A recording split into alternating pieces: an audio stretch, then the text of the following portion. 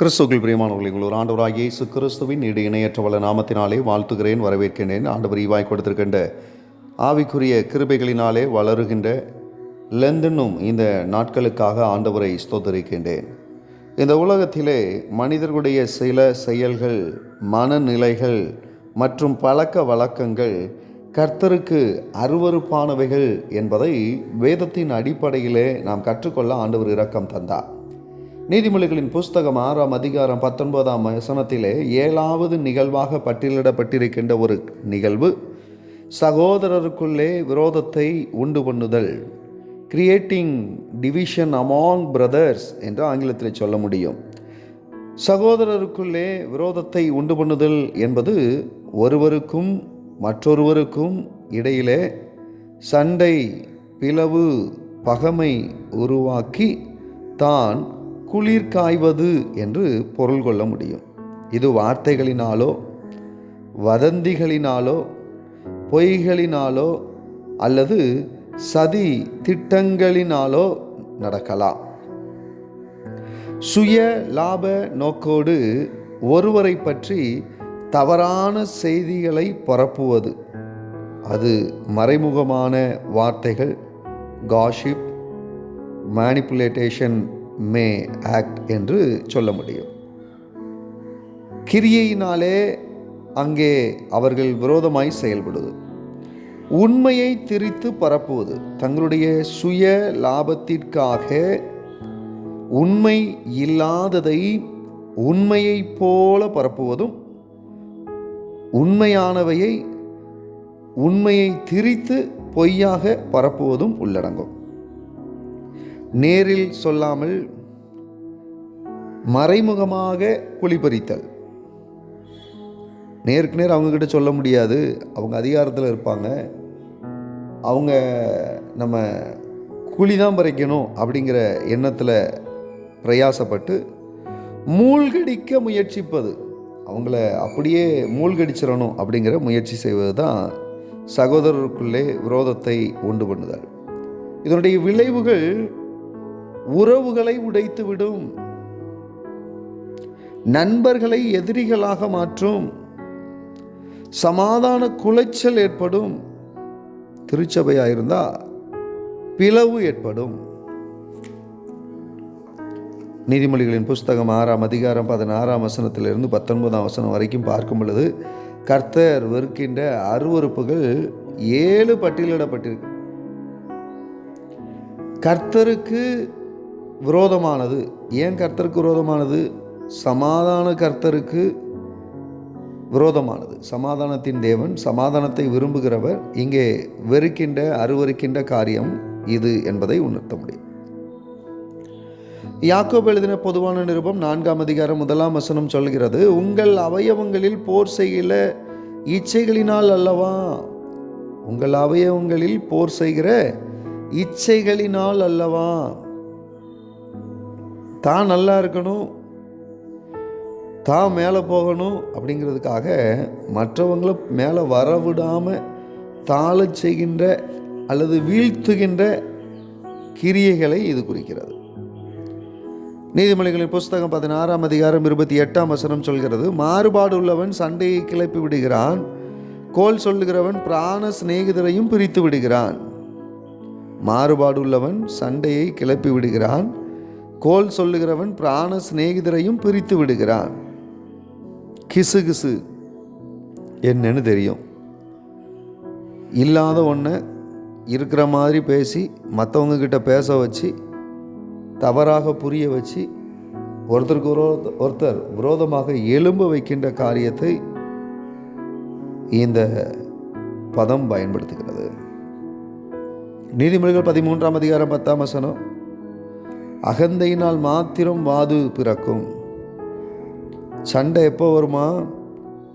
தான் செய்கிறது தான் சரி அப்படிங்கிற மனநிலை, தான் பேசுகிறது தான் சரி அப்படிங்கிற மனநிலை, மற்றவங்க என்ன பேசினாலும் அதை பற்றி எனக்கு அக்கறை இல்லைங்கிற மனநிலை, இது சண்டையை உருவாக்கிடும். அப்போஸ்தலனாகிய பவுல் எபேசியருக்கு எழுதின நிருபம் 4ஆம் அதிகாரம் 31ஆம் வசனத்திலிருந்து 32ஆம் வசனம் வரைக்கும் நம்ம கவனிக்கும் பொழுது, சகலவிதமான கசப்பும் கோபமும் மூர்க்கமும் கூக்குரலும் தூஷணமும் மற்ற எந்த துர்க்கணமும் உங்களை விட்டு நீங்க கிடவது. கிறிஸ்துவுக்குள் தேவன் உங்களை மன்னித்தது போல நீங்களும் ஒருவருக்கொருவர் மன்னியுங்கள் அப்படின்னு ஆண்டவர் சொல்றார். மன்னிக்காத இருதயமும் கசப்பும் கோபமும் மூர்க்கமும் கூக்குரல் தூஷணம் அப்படிங்கிறது தங்கும் இடமாக மாறிவிடும். மன்னிக்காத இருதயம் கசப்பு நிறைஞ்சதா, கோபத்தை விளங்க செய்கிறதா, மூர்க்க நிறைஞ்சதா, கூக்குரலால் நிரப்பப்பட்டதா, தூஷணத்தின் தங்குமிடமாக அது மாறிவிடுகிறது என்று வேதாகமம் எச்சரிக்கிறது. மத்தேயு 12ஆம் அதிகாரம் 34ஆம் வசனத்தில் கவனிக்கிறோம். இருதயத்தின் நிறைவினால் வாய் பேசும். இருதயத்தின் நிறைவினால் வாய் பேசும். லூக்கா 6 அதிகாரம் 45ஆம் வசனத்தில் மற்றொரு நிகழ்வு நிகழ்த்தப்பட்டிருக்கிறது, கற்றுத்தரப்பட்டிருக்கிறது. நல்ல மனுஷன் தன் இருதயமாகிய நல்ல பொக்கிஷத்திலிருந்து நல்லதை எடுத்து காட்டுகிறான். பொல்லாத மனுஷன் தன் இருதயமாக பொல்லாத பொக்கிஷத்திலிருந்து பொல்லாததை எடுத்து காட்டுகிறான். இருதயத்தின் நிறைவினால் அவனவன் வாய் பேசும் என்று வேதாகமம் கற்றுத்தருகிறது. 3 வேதாகம சம்பவங்களின் மூலமாக இவைகளை கர்த்தர் நமக்கு தெளிவாக கற்றுத்தருவாராக. ஆதியாகமம் 13ஆம் அதிகாரம் ஆபிரகாம் லோத்து நிகழ்வு பதிவு செய்யப்பட்டிருக்கிறது. ஆபிரகாம் லோத்து மெய்ப்பர்களின் சண்டை உறவுகளின் விரிசலுக்கு காரணமாயிருந்தது. 12ஆம் அதிகாரம் 16ஆம் வசனத்தில் கவனிக்கும் போது ஆபிரகாமுக்கும் லோத்துக்கும் அதிகமான மாடுகள், ஆடுகள், கழுதைகள், கோழிகை கழுதைகள், ஒட்டகங்கள் இருந்ததாக வேதாகமம் நமக்கு தெளிவுபடுத்துகிறது. ஆதியாகமம் 13:6 நம்ம கவனித்து பார்த்தோம்னா அவங்க ஒரே இடத்தில் அனைவரும் வாழத்தக்க கூடிய இடம் அவங்களுக்கு போதலை அப்படிங்கிறத கற்றுத்தருகிறது. மேய்ச்சல் நிலம் கிடைக்கல, மந்தைகள் தங்குவதற்கு இடம் கிடைக்கல அப்படிங்கிறது அதில் நம்ம கவனிக்கின்றோம். இந்த நிகழ்வை தான் 13ஆம் அதிகாரம் 7ஆம் வசனத்தில் நம்ம இன்னும் தெளிவாக கவனிக்கும் போது அதனால் மேய்ப்பர்களுக்குள்ள வாக்குவாதம் வந்துச்சு. எங்கள் எஜமானுக்கு நான் என்ன பதில் சொல்லுவேன்? ஒரு உலக பிரகாரமான 2 கூட்டம், அதுவும் ஒரே குடும்பத்தில் உள்ளவங்களுக்கு விரோதமாக அங்கே இருக்கிற மெய்ப்பர்கள் சண்டை போடுறாங்க. எங்கள் எஜமான்ட்ட நான் நல்ல பேர் வாங்கணும் அப்படிங்கிற உணர்வு அவங்களுக்குள்ளே இருந்துச்சு. அதனால் அது பிரிவாக சண்டையாக உருவெடுத்தது. சின்னவர்களின் சிறிய பிரச்சனை பெரியவங்களுக்கு பதட்டத்தை உண்டு பண்ணலாம். சின்ன பிள்ளைகள் சண்டையை பெருசாக எடுத்தால் பெரியவங்களுக்குள்ள அது பெரிய பிரச்சனையை உருவாக்குங்கிறத நம்ம புரிந்து கொள்ளணும். உறவுகளிலே விரிசல் ஏற்பட்டது, வாக்குவாதம் வந்துச்சு. அவங்களால ஒருமித்து வாழ முடியல. எங்கே வாக்குவாதம் எழும்புதோ அங்கே அவங்களால ஒருமித்து வாழ முடியாது. இந்த இடத்துல தான் லோத்துவும் ஆபிரகாமும் ஆவிக்குரியவர்களாக அங்கே ஒரு தெளிவான வார்த்தையை பேசுகிறாங்க. நம்ம 2 பேருக்குள்ளே வாக்குவாதம் வேண்டாம் அப்படின்னு சொல்லி அவங்க சொன்னாங்க. வாக்குவாதம் வேண்டான்னு சொன்னவங்க அதுக்கு அடுத்த ஒரு வார்த்தை சொல்கிறாங்க, நீயும் நானும் சேர்ந்துருக்கிறதுனால பிரச்சனை இல்லை, ஆனால் உன் மந்த மேய்ப்பருக்கும் என் மந்த மேய்ப்பர்களுக்கும் பிரச்சனை வர்றதுனால நாம் பிரிந்து விடுவது நல்லது, 2 பங்காக பிரிந்துடுறது ரொம்ப நல்லது அப்படிங்கிற முடிவுக்கு வந்தாங்க. சமாதானத்தின் காரணிகள் என்ன அப்படின்னு சொன்னால் வாக்குவாதத்தை தவிர்ப்பது மாத்திரமல்ல, அடுத்த வாக்குவாதம் வராமல் இருக்கிறதுக்கு முயற்சிப்பது. எப்படி முயற்சிப்பது? ஆபிரகாம் மிகுந்த தாழ்மையோடு லோத்தை பார்த்து சொல்கிறாரு, நீ எந்த பக்கம் போகணும்னு முடிவு செய்கிறாயோ அதை நீ முடிவு செய்து கொள், நான் அதை தடை செய்வதில்லை. வாக்குவாதம் எழும்பாமல் இருப்பதற்கு 2வது நிகழ்வு விட்டு கொடுப்பது என்பதை வேதாகமம் கற்றுத்தருகிறது. இங்கே அவங்க என்ன செஞ்சாங்க? சமாதானத்தை முன்னிலைப்படுத்தினாங்க, சந்தோஷமாக மாறினாங்க. ஆபிரகாமுடைய மெய்ப்பர்களுக்கும் லோத்தின் மெய்ப்பர்களுக்கும் சண்டைக்கும் உறவுகள் விரிசல் ஏற்படுவதற்கும் காரணம் என்ன அப்படின்னு சொன்னால் சுயம். அந்த சுயம் அவங்கள சண்டையை உருவாக்கிச்சு.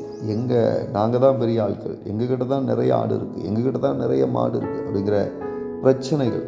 அந்த முதலாளிமார் 2 பேரும் ரொம்ப தெளிவாக இதில் சண்டை போடுறதுக்கு ஒன்றும் இல்லை, கர்த்தருக்குள் நாம் சகோதரர் என்கின்ற வார்த்தையை அவர்கள் உணர்ந்து செயல்பட ஆரம்பித்தார்கள். இரண்டாவது நிகழ்வு அதிகாரத்தை பிடிப்பதற்கான விரோதம். என்னாகமத்தின் புஸ்தகம் 16ஆம் அதிகாரத்தில் இந்த சம்பவத்தை நம்மளால் காண முடியும். விரோதத்திற்கான காரணம் என்ன அப்படின்னு சொன்னால் பொறாமையும் அகந்தையும்.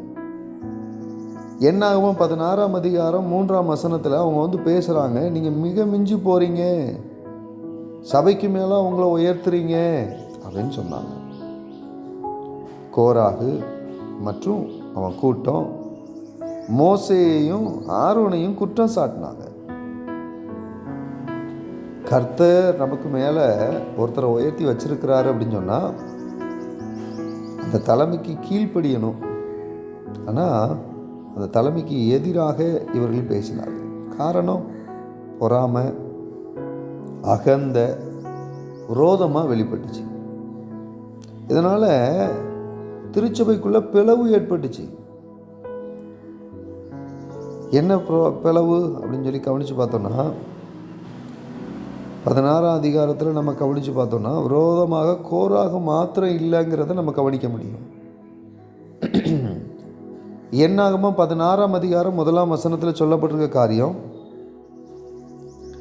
லேவிக்கு பிறந்த கோகாத்தின் குமாரனாகிய இத்சேயாரின் மகன் கோராகு என்பவன் ரூபன் வம்சத்தில் உள்ள எலியாபின் குமாரனாகிய தாத்தானையும் அபிராமையும் பேலேத்தின் குமாரனாகிய ஓனையும் கூட்டிக் கொண்டு, 2ஆம் வசனத்தில் கவனித்து பார்த்தோன்னா சபைக்கு தலைவர்கள், சங்கத்துக்கு அழைக்கப்பட்டவர்களுமான பிரபலமானவர்கள் 250 பேர்களோடு சேர்ந்து அவன் போனான். இப்போ கிட்டத்தட்ட அவர்களுடைய பிளவு எப்படிப்பட்டதாக இருந்துச்சுன்னா, ஒரே இடத்துல இருக்கிற சபைக்கு வந்துக்கிட்டு இருக்க சங்கத்தில் இருக்கிற முக்கியமானவங்க எல்லாத்தையும் இந்த மோசைக்கும் ஆரோனுக்கும் விரோதமாக அவர்கள் தூண்டினார்கள். கோராகு தான் தனியாக இல்லை என்பதாகவும் மற்றவர்களை தூண்டி விரோதத்தை பரப்புகிறவனாகவும் இருந்தது. இந்த சம்பவத்தில் கவனித்து பார்த்தீங்கன்னா கோராகுக்கும் மோசைக்கும் தான் பிரச்சனை. ஆனால் கோராகு தான் ஒத்தையில் போராடக்கூடாதுன்னு சொல்லி சபையில் இருக்கிற எல்லாத்துக்குள்ளும் பிரச்சனையை உண்டு பண்ணி 2 டீமாக பிரித்து விட்டுட்டான். இன்றைக்கி திருச்சபை ஆவிக்குரிய நிலையில் வளராமல் பாவத்திலே பெருகுகிறதாய் காணப்படுவதற்கு காரியம் இந்த கோராகை போல தலைமை உள்ளவர்கள். கர்த்தருடைய தீர்ப்பு எப்படி இருந்துச்சு? என்னாகமோ 16ஆம் அதிகாரம் 31ஆம் வசனத்திலிருந்து 32ஆம் வசனத்து வரைக்கும் கவனித்து பார்த்தீங்கன்னா, அவர்கள் நின்றிருந்த நிலம் பிளந்தது, அவருடைய வீடுகள், அவருடைய மனிதர்கள், அவருடைய பொருட்கள் விழுங்கப்பட்டது என்று வேதாகமம் எச்சரிக்கிறார். சகோதரருக்குள்ள விரோதம் பண்ணுறது ஆண்டவர் அருவருக்கின்ற பாவத்தில் ஒன்று, முக்கியமான பாவமாக அது கருதுகிறார். பொறாமை விரோதத்தை உண்டாக்கிற்று. அந்த விரோதம் மற்றவர்களை தூண்டி விடுற ஒரு பாவத்தை உருவாக்கிற்று. அதனுடைய விளைவு உப்பு தின்னவன் தண்ணீர் குடித்தாக வேண்டும் என்கின்ற நிலையிலே கோராகின் கூட்டத்தாரும் ஒரு தவறான மாதிரிகளாய் மாறிப்போனார்கள். 3வது நிகழ்வு 2 சாமுவேல் தீர்க்கதரிசியின் புஸ்தகம் 15ஆம் அதிகாரத்தில் நம்ம பார்க்க முடியும். 2 சாமுவேல் 15ஆம் அதிகாரத்தில் சதியின் மூலமாக விரோதத்தை உண்டு பண்ணுவது.